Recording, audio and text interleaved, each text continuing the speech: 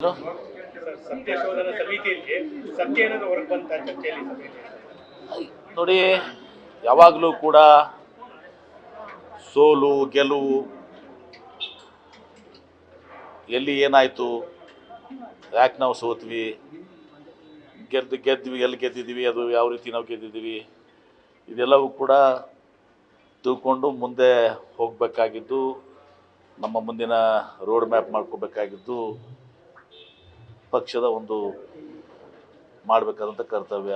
ಹೀಗಾಗಿ ಮಧುಸೂದನ್ ಮೇಸ್ತ್ರಿ ಅವರ ಅಧ್ಯಕ್ಷತೆಯಲ್ಲಿ ಈ ಒಂದು ಸತ್ಯ ಶೋಧನಾ ಸಮಿತಿಯನ್ನು ಮಾಡಿ AICC ಅವರು ಎಲ್ಲರ ಅಭಿಪ್ರಾಯಗಳನ್ನ ತೆಗೆದುಕೊಂಡಿದ್ದಾರೆ.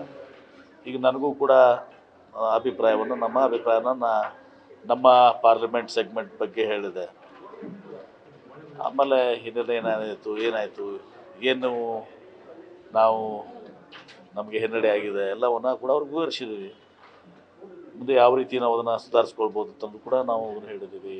ರಾಜ್ಯದಲ್ಲಿನೂ ಕೂಡ ಕೆಲವೊಂದು ಪ್ರಶ್ನೆಗಳನ್ನು ಇನ್ನೇನು ಇನ್ನೂ ಭಾಳಷ್ಟು 15ರಿಂದ 20 ಸೀಟ್ ಬರಬೇಕಾಗಿತ್ತು. ಅದಕ್ಕೆ ಕಾರಣಗಳೇನು, ಆ ಕಾರಣಗಳನ್ನು ಕೂಡ ನಾವು ಅವ್ರಿಗೆ ನನಗೆ ತಿಳಿದಂಥ ಕಾರಣಗಳನ್ನು ನಾವು ವಿವರಿಸಿದ್ದೀವಿ. ಇನ್ನೂ ಭಾಳ ಎಲ್ಲರದ್ದು ಅಭಿಪ್ರಾಯಗಳನ್ನ ಅವ್ರು ತೆಗೆದುಕೊಳ್ತಾ ಇದ್ದಾರೆ.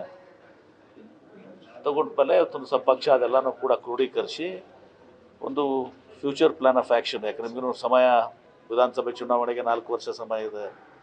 ನಾಳೆ ಜಿಲ್ಲಾ ಪಂಚಾಯಿತಿ, ತಾಲೂಕ್ ಪಂಚಾಯಿತಿ, ಮೇಯರ್ ಚುನಾವಣೆ ಇದೆ. ಇದೆಲ್ಲವನ್ನು ಇಟ್ಕೊಂಡು ಒಂದು ರೂಪುರೇಷೆಗಳು ಮಾಡ್ತಾರೆ. ಮಾಡಿ ಅದ್ರ ಪ್ರಕಾರ ನಮ್ಮ ಮುಂದೆ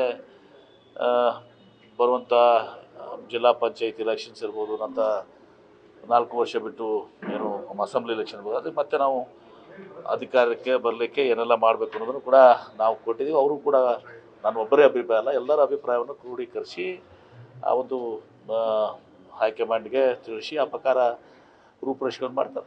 ಸರ್, ಲೀಡ್ ಕೊಡ್ಸಕ್ಕಾಗದೇ ಇರೋ ಸಚಿವರು ಸ್ವಂತ ಕ್ಷೇತ್ರದಲ್ಲಿ ಅವರನ್ನ ಕೈ ಬಿಡಬೇಕು ಅನ್ನೋ ಆಗ್ರಹವನ್ನು ಒಂದಷ್ಟು ಜನ ಮಾಡ್ತಾ ಇದ್ದಾರೆ. ಸಚಿವ ಆಕಾಂಕ್ಷಿಗಳು ಸಚಿವರು ತಮ್ಮ ಕ್ಷೇತ್ರಗಳಲ್ಲೇ ಲೀಡ್ ಕೊಡ್ಸಕ್ಕಾಗಿಲ್ಲ ಅಂತ ಸಚಿವರು ವಿಫಲರಾಗಿದ್ದಾರೆ, ಅವ್ರನ್ನ ಕೈ ಬಿಡಬೇಕು ಅನ್ನೋ ಆಗ್ರಹಗಳು ಬರ್ತಾ ಇದೆ. ನೋಡಿ, ಅವರೆಲ್ಲ ಸ್ವಾಭಾವಿಕ ನೋಡಿ, ಸಚಿವರು ಎಲ್ಲರೂ ಕೂಡ ಪ್ರಯತ್ನವನ್ನು ಮಾಡಿರ್ತಾರೆ, ಶಾಸಕರು ಕೂಡ ತಮ್ಮದೆಲ್ಲ ಪ್ರಯತ್ನ ಮಾಡಿರ್ತಾರೆ. ಎಷ್ಟೋ ಕೂಡ ಪ್ರಯತ್ನ ಮಾಡಿ ಪ್ರಾಮಾಣಿಕವಾಗಿ ಪ್ರಯತ್ನ ಆಯಿತು ಅನ್ನೋದು ಭಾಳ ಮುಖ್ಯ ಇವತ್ತು ಸಹ. ಎಷ್ಟೋ ಕಡೆ ಇವತ್ತು ಸಹ ಕೊಡ್ಲಿಕ್ಕೆ ಆಗಿರೋ ಬೇರೆ ಬೇರೆ ಕಾರಣಗಳಿರ್ತವೆ. ಈಗ ನನ್ನ ಮತಕ್ಷೇತ್ರ ಕೂಡ ಅಸೆಂಬ್ಲಿ ಮತಕ್ಷೇತ್ರ 3,000 ಈಗ ಅಲ್ಪ ಇದು ಲೀಡ್ ಆದರೂ ಕೂಡ ನಮ್ಮಲ್ಲಿ ಕೂಡ ಇವತ್ತು ಸಹ ಹಿನ್ನಡೆ ಆಗಿದೆ. 3,000 ನನ್ನಲ್ಲಿ ಕೂಡ ಕಡಿಮೆ ಆಗಿದೆ. ಕಾರಣಗಳಿದಾವೆ.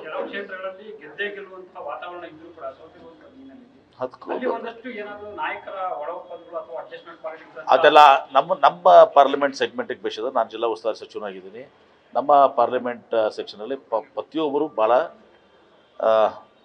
ವ್ಯವಸ್ಥಿತವಾಗಿ ಭಾಳ ಪ್ರಾಮಾಣಿಕವಾಗಿ ಕೆಲಸ ಮಾಡಿದ್ದಾರೆ. ಯಾರು ಕೂಡ ಕಾರ್ಯಕರ್ತರು ಹಿಡ್ಕೊಂಡು ಎಲ್ಲರೂ ಕೂಡ ಮಾಡಿದ್ದಾರೆ. ಹಿಂದೆ ನಾವು 2.5 ಲಕ್ಷದಿಂದ ಸೋತಿದ್ದೀವಿ, ಈಗ 68,000ದಿಂದ ನಾವು ಸೋತಿದ್ದೀವಿ. ಎಲ್ಲಿ ಯಾವುದೂ ಕೂಡ ಯಾರ ಮೇಲೂ ಕೂಡ ನಂದಾಗಲಿ ಅಥವಾ ನಮ್ಮ ಪಾರ್ಲಿಮೆಂಟ್ ಕ್ಯಾಂಡಿಡೇಟ್ದಾಗಲಿ ಅವ್ರು ಕಂಪ್ಲೇಂಟ್ ಇಲ್ಲ. ಇನ್ನು ಎದುರಿಗಿನ ಕ್ಯಾಂಡಿಡೇಟ್ ರಮೇಶ್ ಜಿಗಿರ್ಗಿ ಸುಮಾರು 7 ಬಾರಿ ಸಂಸದರಾಗಿದ್ದಂಥವ್ರು, 15 ಬಾರಿ ಅವರು 15 ವರ್ಷ ಇಲ್ಲಿ ರಾಜ್ಯದಲ್ಲಿ ಮಂತ್ರಿ ಆಗಿದ್ದಂಥವ್ರು. ಅವರು ತಮ್ಮದೇ ಆದಂಥ ಒಂದು ಸೀನಿಯರಿಟಿ, ಒಂದು ಸೀನಿಯರ್ ಲೀಡರ್ ಆಗಿದ್ದರು. ಅವ್ರನ್ನ ಸೋಲಿಸುವಂದಿಂದ 30,000 35,000 ತೊಗೊಂಡ್ರೆ ನಾವು ಗೆಲ್ತಿದ್ವಿ. ಪ್ರಾಮಾಣಿಕ ಪ್ರಯತ್ನ ಎಲ್ಲರೂ ಕೂಡ ಮಾಡಿದ್ದಾರೆ. ನಮ್ಮ ಪಾರ್ಲಿಮೆಂಟ್ ಬಗ್ಗೆ ನಾನಾಗೆ ಹೇಳಿದೆ, ನಾನಾಗಿ ಏನೇನಾಯಿತು ಅಂತ ಹೇಳಿದೆ, ನಾನು ಹೇಳಿದೆ. ಅವ್ರು ಕೇಳ್ತಿದ್ದ ಮುಂಚೆ ನಾವೇ ಎಲ್ಲನೂ ಕೂಡ ವಿವರಿಸಿದ್ವಿ. ರಾಜ್ಯದ ಬಗ್ಗೆನೂ ಕೂಡ ಚರ್ಚೆ ಆಯಿತು. ಇನ್ನೂ 15 ಸೀಟ್ಸ್ ಗೆಲ್ಲಬೇಕಾಗಿತ್ತು. ನಾವು ಯಾಕೆ ಗೆಲ್ಲಕ್ಕಾಗಿಲ್ಲ ಇದನ್ನು ಹೇಳೋಕ್ಕಾಗೋದಿಲ್ಲ. ನಾನು ಅಲ್ಲಿ ಹೇಳಿದ್ದೀನಿ ನಮ್ಮ ಅಭಿಪ್ರಾಯಗಳನ್ನ.